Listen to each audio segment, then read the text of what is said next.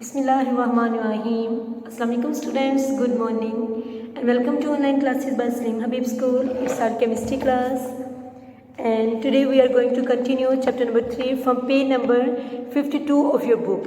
Please open your book in front of you. Okay, shielding effect. Our topic is shielding effect. Before starting these, students हम लोग atom का structure देखेंगे कि atom के centre में हमने पहले भी पढ़ा हुआ है। एटम के सेंटर में क्या होती है? न्यूक्लियस। सेंटर में पॉजिटिव चार्ज न्यूक्लियस। न्यूक्लियस के अंदर होते हैं प्रोटॉन एंड न्यूट्रॉन। प्रोटॉन पे चार्ज कौन सा होते हैं? पॉजिटिव। न्यूट्रॉन पे चार्ज होते हैं वो चार्जलेस होते हैं, न्यूट्रल पार्टिकल है। अंडरस्टैंड? न्यूक्लियस के सराउंडिंग पे होते हैं शेल्स जिनमें होते हैं इलेक्ट्रॉन्स। इलेक्ट्रॉन्स पे कौन सा चार्ज होते हैं? नेगेटिव। किसी भी एटम के अंदर जितने पॉजिटिव चार्जेस होंगे उतने ही नेगेटिव चार्जेस होंगे। इट मीन्स कि जितने किसी एटम के अंदर प्रोटॉन है उस एटम के अंदर उतने ही इलेक्ट्रॉन्स होंगे। That's why all the atoms are neutral. इसी वजह से एटम्स क्या होते हैं? न्यूट्रल होती हैं। अंडरस्टैंड? आपको पता है सेंटर में जितने पॉजिटिव चार्ज हैं उतने ही इलेक्ट्रॉन्स हैं। एटम के न्यूक्लियस में जो पॉजिटिव चार्ज है वो एक जगह क्या होते हैं? कंडेंस होते हैं, एक जगह कलेक्टेड होते हैं। न्यूक्लियस में पॉजिटिव चार्ज एक जगह कलेक्टेड है, लेकिन इलेक्ट्रॉन्स क्या होते हैं? स्कैटर्ड होते हैं, डिस्ट्रीब्यूटेड होते हैं। किन में? शेल्स में। First shell K, L, M, N and so on. एक एटम के लिए 7 शेल्स होती हैं। अंडरस्टैंड? फर्स्ट में कैपेसिटी है 2 की, 8, 18 सो ऑन आगे चलती रहती है। हम किस फॉर्मूला से निकालते हैं? 2n² के फॉर्मूला से हम लोग number of electrons in a shell हम क्या कर सकते हैं? फाइंड कर सकते हैं। अंडरस्टैंड? अब देखें न्यूक्लियस के अंदर प्रोटॉन कंडेंस है, कलेक्टेड है एक जगह पे, लेकिन इलेक्ट्रॉन्स क्या हैं? डिस्ट्रीब्यूट हुए हैं। अब ये तुम्हें पता है कि ऑपोजिट चार्जेस एक दूसरे को क्या करते हैं? अट्रैक्ट करते हैं। प्रोटॉन ने क्या करना है? इलेक्ट्रॉन्स को अपनी तरफ अट्रैक्ट करना है। प्रोटॉन एक जगह कलेक्टेड है, वो फोर्स लगाएंगे इलेक्ट्रॉन्स पे, लेकिन फर्स्ट शेल में 2 इलेक्ट्रॉन्स हैं, सेकंड में क्या है? 8 हैं, जितने भी होंगे फर्दर थर्ड में इलेक्ट्रॉन्स हैं। इट मीन्स कि जो न्यूक्लियस की अट्रैक्शन होगी वो फर्स्ट इलेक्ट्रॉन्स क्या करेंगे? पॉजिटिव इलेक्ट्रॉन एक दूसरे को अट्रैक्ट करते हैं। इलेक्ट्रॉन्स ने जो अट्रैक्शन है वो अपनी तरफ खींच लेनी है। फर्स्ट शेल के, सेकेंड शेल के या थर्ड शेल के जो नज़दीक होंगे न्यूक्लियस के, उन्होंने न्यूक्लियस की अट्रैक्शन को अपनी तरफ खींचना है। उन्होंने आउटर मोस्ट शेल तक न्यूक्लियस की अट्रैक्शन को क्या करने देना? जाने नहीं देना। ये जो न्यूक्लियस के करीब होते हैं शेल्स, जो भी करीब होंगे उन्हें बोलेंगे इनर शेल्स। इनर का मतलब होते हैं दरमियान वाले। और ये जो सबसे बाहर होगा, सबसे बाहर किसी एलिमेंट का एल भी हो सकता है, किसी का के ही वैलेंस हो सकते हैं, किसी का क्या होगा? एम वैलेंस शेल होगा। ये ज़रूरी तो नहीं, ये तो हम क्या करते हैं? इलेक्ट्रॉनिक कन्फिग्रेशन जब फाइंड करते हैं तब हमें पता चलता है कि किसी एलिमेंट का कौन सा आउटर मोस्ट शेल है या सब शेल है। जो भी शेल्स न्यूक्लियस और आउटर मोस्ट शेल के दरमियान में आते हैं, ये सपोज 1 और 2 वाला आ रहा है अब हमारे इस स्ट्रक्चर में। इट मीन्स के और एल अब इस स्ट्रक्चर में इनर शेल्स, दरमियान वाली शेल्स हैं। अंडरस्टैंड? और ये जो लास्ट वाला है इसे आउटर मोस्ट शेल भी बोलते हैं या इसे बोलते हैं valence shell. Valence shell outermost का तो मतलब समझ आता है कि सबसे बाहरी वाला। वैलेंस शेल का क्या मतलब है? वैलेंस शेल इसे इसीलिए बोलते हैं क्योंकि इस शेल में जितने इलेक्ट्रॉन्स होंगे वो उस एलिमेंट की वैलेंसी को डिटरमाइन करेंगे। कंबाइनिंग वैलेंसी हमने फर्स्ट चैप्टर में डेफिनेशन देखी थी, combining capacity of an element. Outermost shell में जितने इलेक्ट्रॉन्स होंगे, जितने वो बॉन्ड बनाएगा किसी दूसरे एलिमेंट के साथ या अपने ही जैसे किसी एलिमेंट के साथ, जितने वो बॉन्ड बनाएगा वो एलिमेंट, वो उसकी होती है वैलेंसी। इसे वैलेंस शेल इसलिए बोलते हैं क्योंकि ये वाला शेल वैलेंसी फॉर्मेशन में इन्वॉल्व होते हैं। इस शेल में जितने इलेक्ट्रॉन्स होंगे उसी से एलिमेंट की वैलेंसी बनती है। अंडरस्टैंड? ये तो क्लियर हो गया। अब ये हमने देखे न्यूक्लियस की अट्रैक्शन पॉजिटिव चार्ज, उसकी आउटर मोस्ट तक अट्रैक्शन क्या हो जाती है? बहुत कम हो जाती है। क्यों कम होती है? क्योंकि ये जो सेंटर वाले शेल्स में इलेक्ट्रॉन्स हैं वो सारी न्यूक्लियस की अट्रैक्शन को अपनी तरफ ग्रैब करते हैं, खींचते हैं। वो अपनी तरफ सारी अट्रैक्शन को खींच लेती है और आउटर मोस्ट इलेक्ट्रॉन्स या वैलेंस इलेक्ट्रॉन्स तक उस अट्रैक्शन को उतना नहीं पहुंचने देते जितनी पहुंचनी चाहिए थी। जितनी एक्सपेक्ट हम कर रहे हैं कि इसमें प्रोटॉन भी उतनी है, उतनी ही इलेक्ट्रॉन्स हैं, सेम अट्रैक्शन सारे इलेक्ट्रॉन्स के लिए होनी चाहिए थी, नहीं, ऐसा नहीं होता। ये जो इनर शेल इलेक्ट्रॉन्स होते हैं वो न्यूक्लियस के अट्रैक्शन को अपनी तरफ खींच देते हैं, बहुत कम जो होती है वो आउटर मोस्ट तक पहुँचने देते हैं। इट मीन्स कि ये जो इनर शेल इलेक्ट्रॉन्स हैं ये स्क्रीन कर लेते हैं, एक लेयर बना लेते हैं, शील्ड कर लेते हैं। शील्ड कर लेते हैं किस चीज़ को? न्यूक्लियस को शील्ड कर लेते हैं, उसकी अट्रैक्शन को शील्ड कर लेते हैं, आउटर मोस्ट इलेक्ट्रॉन्स तक पहुंचने नहीं देते हैं। इस चीज़ को बोलते हैं इस न्यूक्लियस का अफेक्टिव न्यूक्लियर चार्ज, कि जो कि न्यूक्लियस के अट्रैक्शन को आउटर मोस्ट इलेक्ट्रॉन्स तक पहुंचने नहीं दिया, रिड्यूस कर दिया अट्रैक्शन को।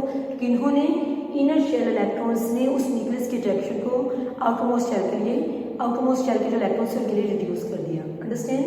इसे रिप्रेजेंट करते हैं जी अफेक्टिव, अफेक्टिव न्यूक्लियर चार्ज, जी अफेक्टिव EWF लिख देते हैं। अंडरस्टैंड?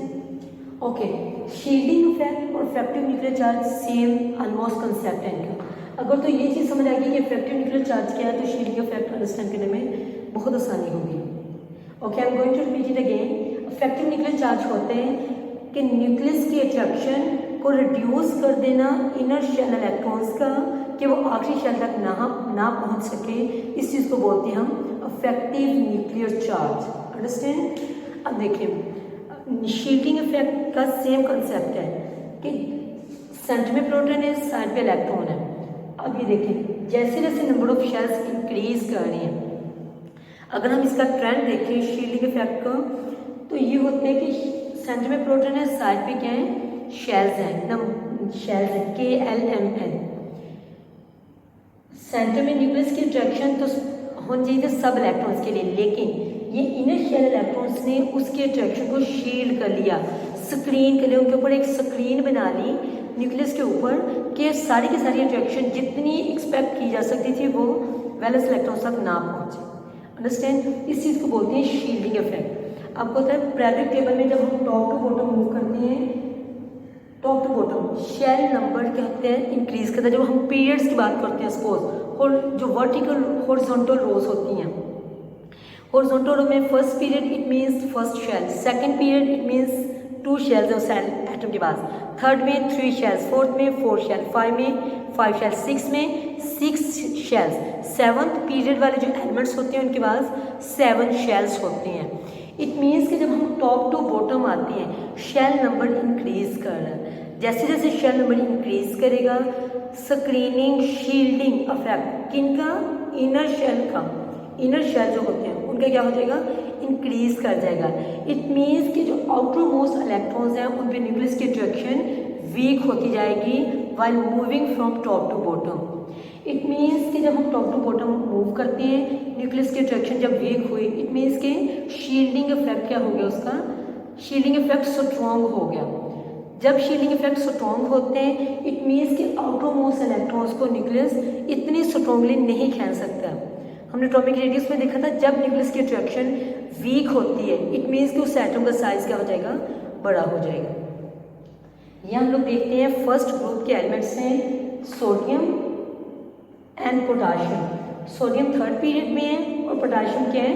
4th पीरियड में। ये 3rd पीरियड है और ये जो उसके नीचे जो 4th आ रहा है ये एक्चुअली होने चाहिए तो ऊपर, ये टॉप पे, ये बॉटम पे, फिर ज़्यादा क्लियर होता है। बोर्ड पे ड्रा करना मुश्किल है इसीलिए मैंने बराबर ड्रा कर दिए हैं। कि देखिए सोडियम के पास क्या है? 11 इलेक्ट्रॉन्स हैं, फर्स्ट में 2, सेकंड में 8, थर्ड में क्या है? 1, 2 + 8 10, आखिर में क्या चला गया? 1 इलेक्ट्रॉन चला गया।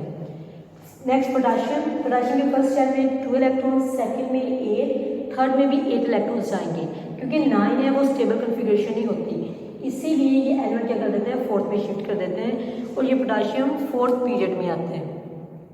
ये तो क्लियर है, इसमें 3 शेल्स है, इसमें 4 शेल है। देखिए न्यूक्लियस ने अपनी अट्रैक्शन सबके लिए लगाई, लेकिन इसके सेंटर में कितने शेल्स ने उससे क्या शील्ड किया? 1-2 शेल्स ने उसे उसकी अट्रैक्शन को शील्ड कर लिया। इट मीन्स कि उन्होंने न्यूक्लियस की अट्रैक्शन आउटर मोस्ट जो 1 इलेक्ट्रॉन था उस तक पहुंचने नहीं दी। ये हो गया सोडियम का साइज। अब पोटाशियम की बात करें, पोटाशियम के न्यूक्लियस और वैलेंस शेल में 3 शेल्स आ रही हैं, इसके 2 शेल्स आ रही हैं, इसके 3 शेल्स आ रही हैं।